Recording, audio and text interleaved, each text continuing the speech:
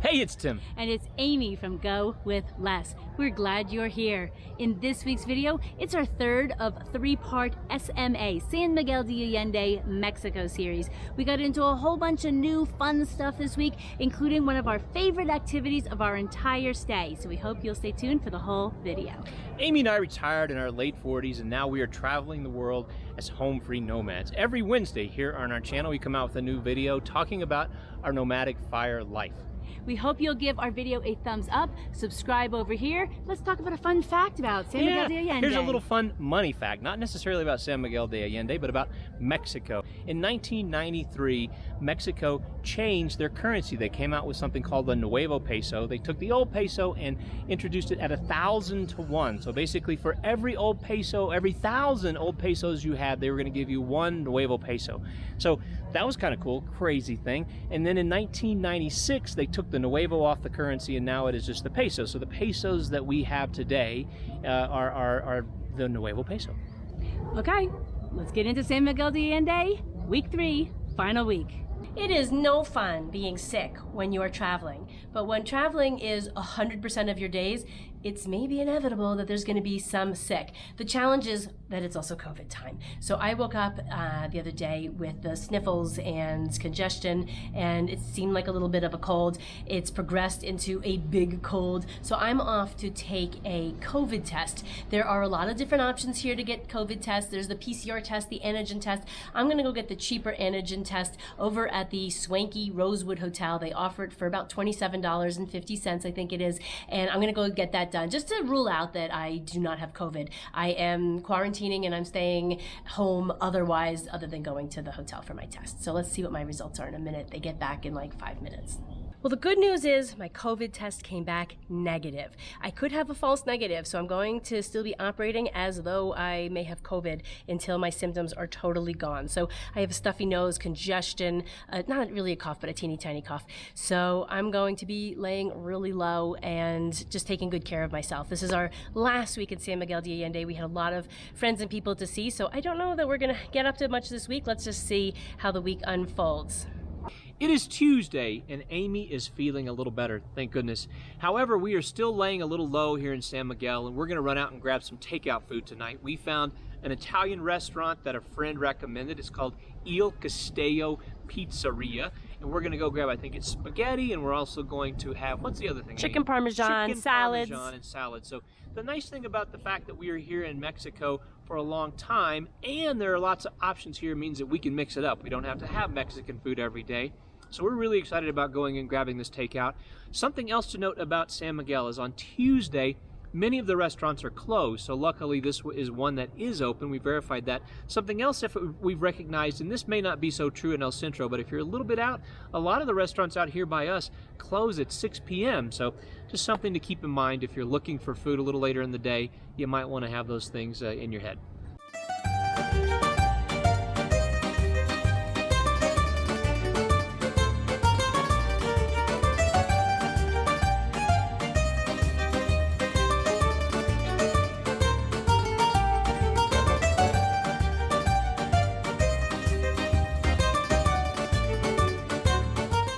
We've said it before and we'll say it again, we love a library. The cool thing about this place here in San Miguel is not only is it a library, but it's sort of like a co-working space. So I can come here, they have very fast internet, they have a table where I can sit and do my work. So when Amy goes to her language class, I come here and just hang out for about an hour.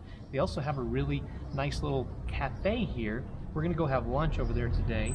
This morning, I got this green smoothie that Amy put together for me, but we love the library. I just bought it. This is a fantastic place. We really like this library. They also have some cool programming that's sort of targeted at expats, so love this place.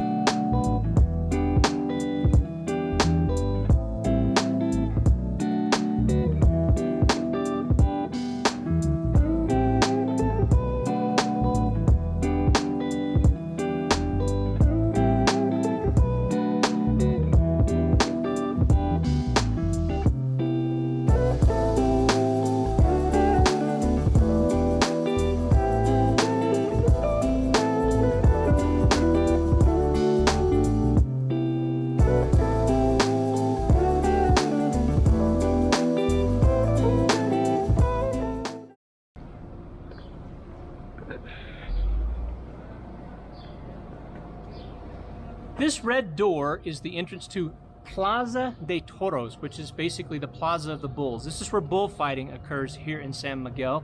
We'll show you a quick aerial view of the ring. So this door is the sole entrance to everything that comes in and out of this venue. So if you are a bull, if you are a bullfighter, if you are a vendor, if you are a patron, everything comes through this door.